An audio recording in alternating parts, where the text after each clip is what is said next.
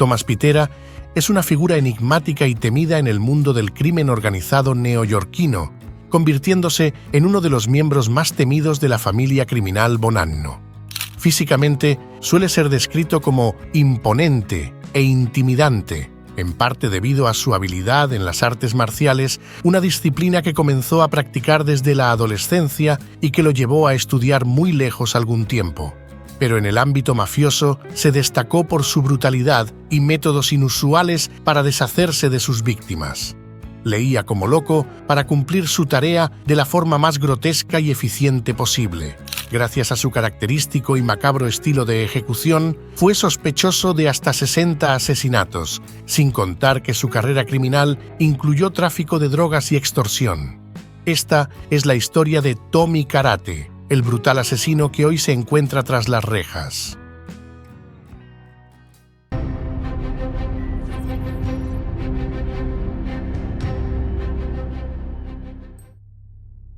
Gravesend, Brooklyn, Nueva York. El 2 de diciembre de 1954 nacía en ese barrio un niño llamado Thomas.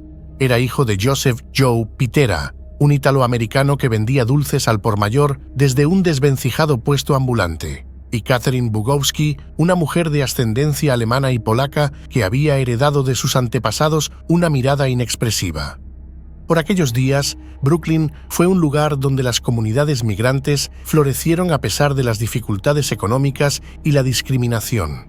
Afortunadamente para ellos, resistieron gracias a su arraigo cultural y los lazos comunitarios. Sin embargo, la base industrial del distrito comenzó a desmoronarse cuando los fabricantes se trasladaron a lugares más económicos, lo que resultó en un éxodo masivo de residentes de clase media hacia los suburbios. En medio de estos cambios, el crimen organizado prosperó y la mafia ejerció una influencia significativa en varios sectores, incluidos la construcción y los sindicatos.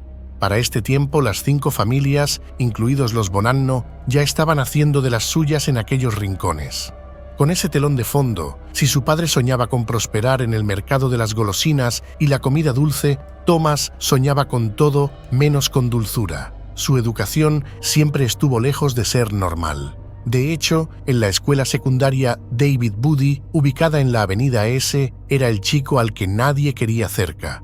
Su voz enclenque y chillona, que sonaba más como una broma que como un llamado al respeto, lo convirtió en el blanco favorito de los bravucones. Igualmente, dejó poca impresión en sus maestros.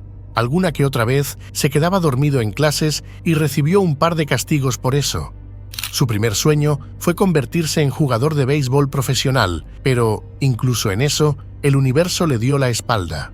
Sus compañeros de equipo se aseguraron de que nunca tuviera una oportunidad, y él, humillado y furioso, decidió devolver el golpe a su manera. Una noche, aguardó a que los alrededores escolares se llenaran de quietud. El rechinar de los grillos y el cielo estrellado serían los únicos testigos. Irrumpió en su escuela sin que nadie pudiera escuchar. Se llevó todo el equipo de béisbol y lo vendió a los intermediarios del barrio, esos que se alimentaban de los pequeños delitos de adolescentes resentidos. La ley, como siempre, llegó un poco tarde, pero no lo suficiente. Fue descubierto y arrestado, aunque el sistema le otorgó una segunda oportunidad, sellando su historial como si nunca hubiera sucedido. Su dieta cambió radicalmente. En un barrio donde la pizza, la pasta al pesto y los perritos calientes no faltaban en la mesa, Thomas comenzó a devorar sushi como si su vida dependiera de ello, lo que no hizo más que alienarlo aún más de sus pares. Mientras sus vecinos soñaban con escapar a través de los Yankees o una beca universitaria, él leía a Confucio y meditaba sobre el arte de la guerra. Era un lector empedernido, devoraba libros con la misma fascinación que el sushi. A la par, con su sueño beisbolero destrozado, aquel joven sin rumbo encontró un nuevo propósito: el arte del combate. Descubrió la disciplina que su vida carecía, pero también una obsesión que lo consumiría. Mientras levantaba pesas y estudiaba las tácticas que tanto le gustaban, miraba películas de Kung Fu con una intensidad casi ritual. Eran violentas, brutales y llenas de sangre. Y eso era lo que más le gustaba. De hecho, todo en él cambió el día que comenzó a ver The Green Hornet, esa serie de 1966 donde Bruce Lee eclipsaba a todos, incluido el protagonista, Van Williams. La elegancia con la que Bruce Lee manejaba el combate encendió una chispa en el joven Pitera, quien decidió que quería ser algo más que el saco de boxeo del barrio. Thomas participó en un agotador torneo de karate, una experiencia que redefinió su autoestima. Ganar no solo le dio la validación que tanto buscaba, sino que lo catapultó a salirse de su zona de confort, literalmente. Con el premio, le fue otorgada una beca para entrenar en Tokio, la capital de Japón, bajo el legendario maestro Hiroshi Masumi. Durante 27 meses, su vida giró en torno al Togakure Ryu, una disciplina que perfeccionó su destreza con armas como la tonfa, el nunchaku y las katanas. Mientras sus compañeros en Brooklyn apenas iban a los estadios a ver partidos de béisbol, él estudiaba libros de estrategia militar, los leía como si fueran manuales para conquistar el mundo. En Japón, Pitera vivió casi exclusivamente de pescado, arroz y algas marinas. Su cabello, ya largo, lo acercaba cada vez más a la imagen de Bruce Lee que había idealizado en su infancia. Su transformación fue tan radical que cuando su madre y su tía llamada Angelina lo visitaron, quedaron impactadas al encontrar a un muchacho atlético y orientalizado, esculpido como un guerrero, hablando grandilocuentemente sobre la cultura japonesa. Pero la beca tenía fecha de caducidad. Ya sabes, la vida tiene altibajos y, en una de esas, llegó la necesidad de mantenerse a flote. Por eso, cuando regresó a Brooklyn, después de sus años de iluminación oriental, su respeto por las filosofías de Oriente no se tradujo en una vida de meditación y armonía, sino en una brutalidad refinada que lo convirtió en una de las herramientas más eficaces de la familia criminal Bonanno. No pasó mucho tiempo antes de que encontrara su lugar entre los caporegimes Sonny Red Indelicato, Frank Lino, Dominic Trinchera y Philip Giacone, un grupo que desafiaba la autoridad de Philip Rastelli y su camarilla de confianza, Joseph Massino y Dominic Napolitano. Pero el 5 de mayo de 1981, los días de gloria de 3 de los 4 capos rebeldes llegaron a su fin en un club de Gravesend. Indelicato, Trinchera y Giacone fueron engañados por Joseph Massino, quien los invitó a una reunión de paz en el club nocturno 2020 en Brooklyn. No obstante, esta reunión era una trampa para eliminar a rivales que amenazaban su poder. Al llegar, fueron conducidos a un almacén donde se había preparado una emboscada con pistoleros, incluyendo a Salvatore Vitale y Vito Rizzuto. La señal para el ataque fue un toque de uno de ellos en su cabello, tras lo cual los pistoleros atacaron. Massino golpeó a Giacone y bloqueó la salida de Indelicato. Los 3 capos, desarmados, fueron asesinados a tiros. Sus cuerpos fueron luego transportados a un terreno en Lindenwood, Queens, donde fueron enterrados. A pesar de la masacre, no había que preocuparse tanto. Pitera supo adaptarse al nuevo orden y consolidar su lugar en la familia.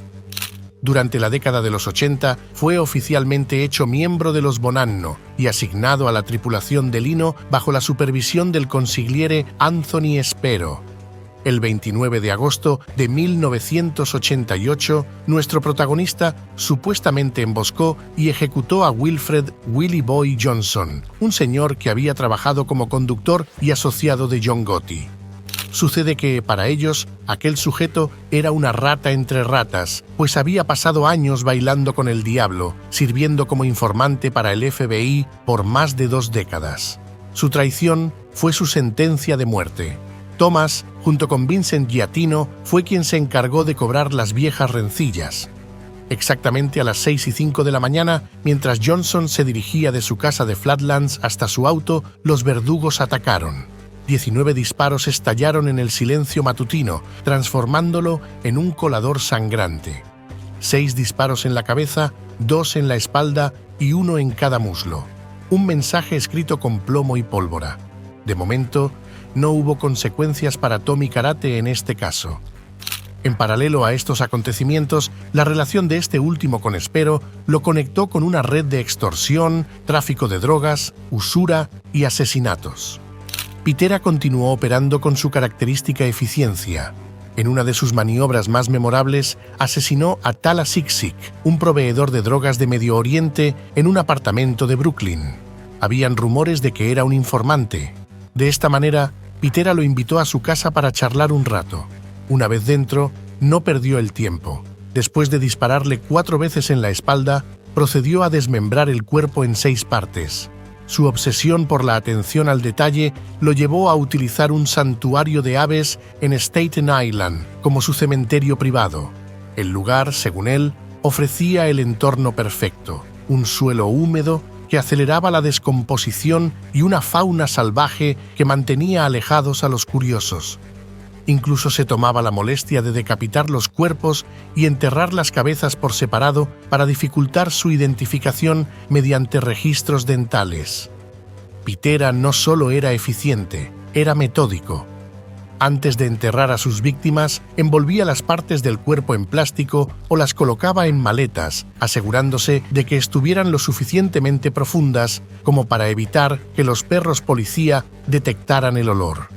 Su meticulosidad era casi científica.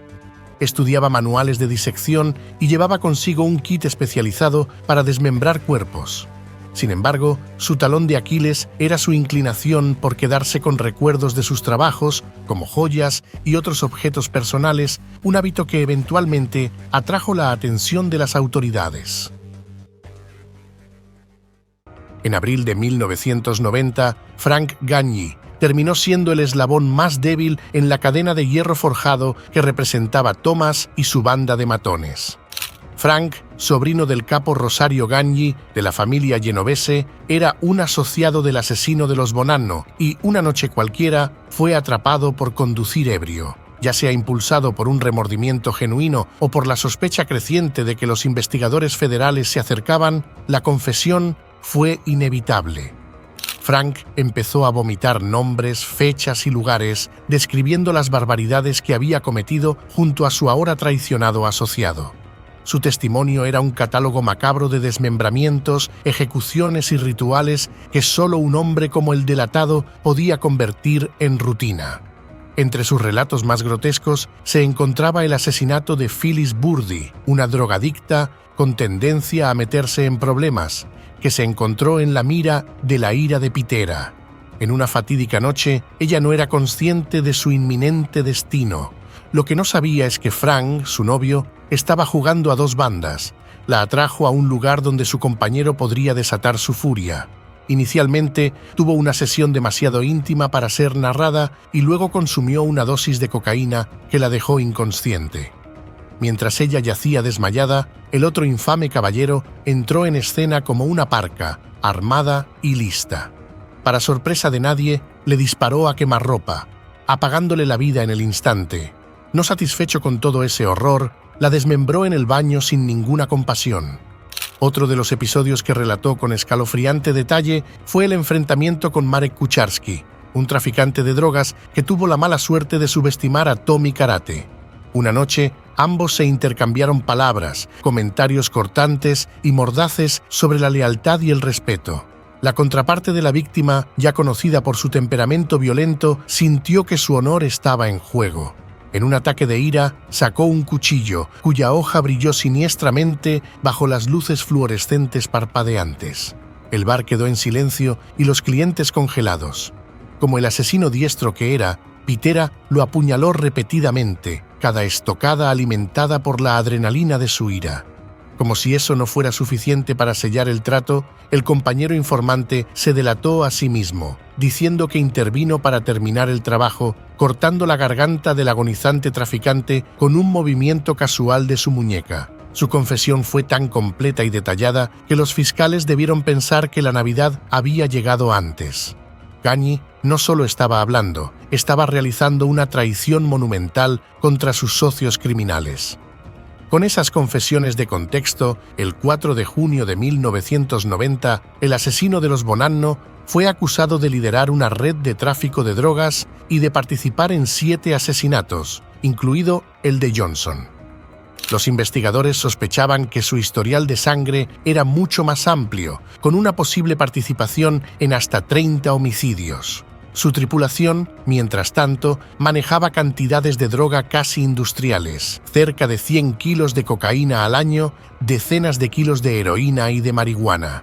Cuando los agentes de la DEA allanaron su apartamento en Gravesend, descubrieron un arsenal gigantesco. En ese espacio se encontraban más de 60 armas de fuego, todas ordenadas cuidadosamente como trofeos de una cacería particularmente espantosa. Pero el verdadero horror estaba en los detalles. Entre el arsenal había cuchillos Gurkha y sierras, herramientas que insinuaban la espantosa afición de Pitera por el desmembramiento. Una colección de manuales de asesinato y tortura, incluido uno deliciosamente titulado Tortura, Interrogatorio y Ejecución, que detallaba métodos que harían espantar a cualquiera. Como si eso no fuera suficiente para sellar su destino, los detectives descubrieron un conjunto de 5 volúmenes titulados Cómo matar y el manual del sicario, escondidos entre ejemplares escritos de artes marciales y arte asiático. Estos libros con rimbombantes y sugerentes títulos eran una ventana a la mente de alguien que había convertido el asesinato en un arte oscuro. Eran demasiado explícitos. En el juicio, el fiscal David Shapiro no escatimó en palabras para pintarlo como el villano de una novela que nunca debería haber existido. Atroz, cruel y depravado eran los adjetivos que usaba con un tono que cortaba el aire de la sala. Describió con lujo de detalles cómo el acusado disfrutaba de la tortura disparando lentamente a sus víctimas, balazo tras balazo, cada uno apuntado estratégicamente para maximizar el dolor y la desesperación. Asesino despiadado y sin corazón, acotaba a su comentario anterior. A la par, un agente de la DEA testificó sobre el descubrimiento de los cuerpos desmembrados que habían sido enterrados con el método característico de Pitera, partes dispersas, envueltas en plástico o encerradas en maletas, todo diseñado para evitar que fueran identificadas. Todo parecía indicar que iba en caída libre y sin paracaídas hacia la pena capital. En contraste, su defensa, liderada por el abogado David Runke, intentó apresuradamente cambiar las cosas. Runke apeló a la humanidad del jurado, argumentando que nuestro protagonista no tenía antecedentes criminales y que otras personas con crímenes similares habían recibido acuerdos mucho más indulgentes. Además, señaló que solo 2 de las víctimas, Richard Leone y Solomon Stern, fueron asesinadas después de que la ley federal sobre la pena de muerte entrara en vigor el 15 de marzo de 1989. Los otros asesinatos solo podían castigarse con cadena perpetua, lo cual, en el mundo de Runke, parecía una condena más plausible. La defensa también intentó humanizar a Pitera a través de su familia. Una tía, una cuñada y 2 primos subieron al estrado para pintarlo como un individuo amoroso, atento y pacífico. El 25 de junio de 1992, el acusado escuchó el veredicto con una calma casi insultante. Fue condenado por el asesinato de 6 personas y por dirigir una operación de tráfico de drogas en Brooklyn. No obstante, y en una torna que a cualquiera podría parecerle casi irónico, fue absuelto del asesinato de Johnson, uno de los más emblemáticos en su contra, ocurrido varios años atrás.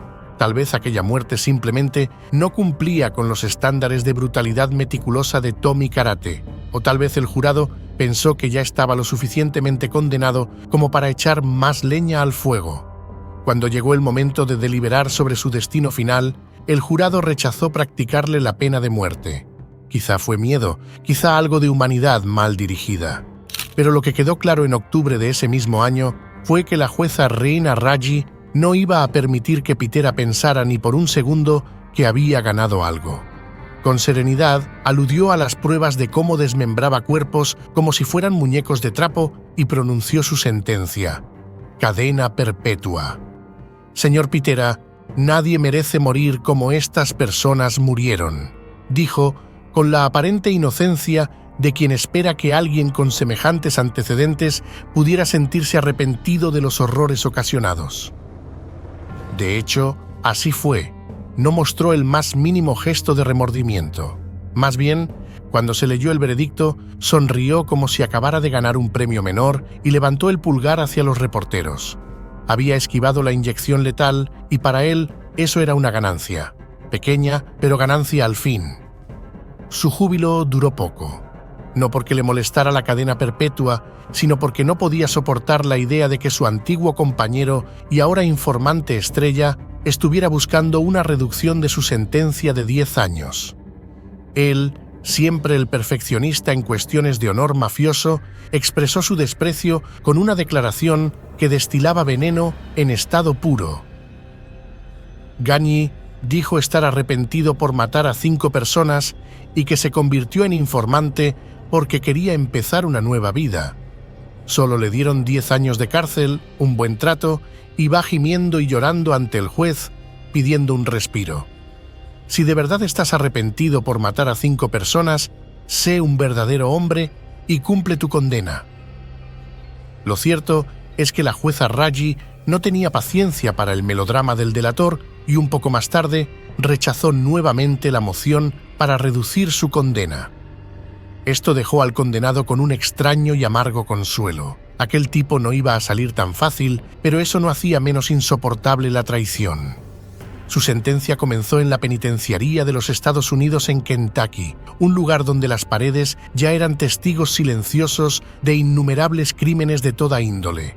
Dentro de su nuevo hogar, con barrotes y una marcada falta de libertad, Pitera se encontró en una situación donde sus habilidades en las artes marciales eran menos útiles y más una nota a pie de página.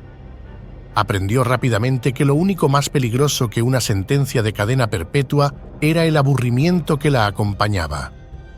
El asesino a sueldo, antaño temido, ahora pasaba sus días tramando, fantaseando con escapes que harían que Houdini se estremeciera.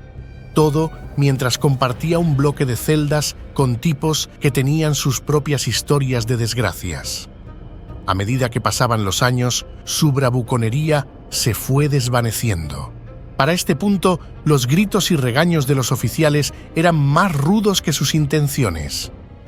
Años más tarde, intentó una última jugada. En abril de 2012, presentó una moción para realizar pruebas de ADN en armas y otras pruebas relacionadas con 3 de sus asesinatos. Quizá pensaba que algún detalle técnico le daría una nueva oportunidad, o tal vez creía que estas pruebas podrían demostrar su inocencia en esos casos específicos, lo que podría llevar a una reducción de su condena o incluso a su liberación. Pero el Tribunal de Apelaciones del Segundo Circuito de los Estados Unidos negó la moción sin siquiera pestañear, afirmando que no había base suficiente para justificar la realización de las mismas. Actualmente tiene 70 años de edad y sigue cumpliendo su sentencia de por vida en una penitenciaría de Kentucky. Allí, con el número de preso 29.465-053, Thomas Pitera permanece como un memorando de que la brutalidad tiene un precio, o al menos ocasionalmente. Poco se sabe sobre su estado de salud y sus vínculos con el mundo exterior. Si te ha gustado la historia del despiadado Tommy Karate, entonces no deberías perderte la increíble historia del padrino de Montreal, Vito Rizzuto. Su historia la tienes justo ahora en pantalla.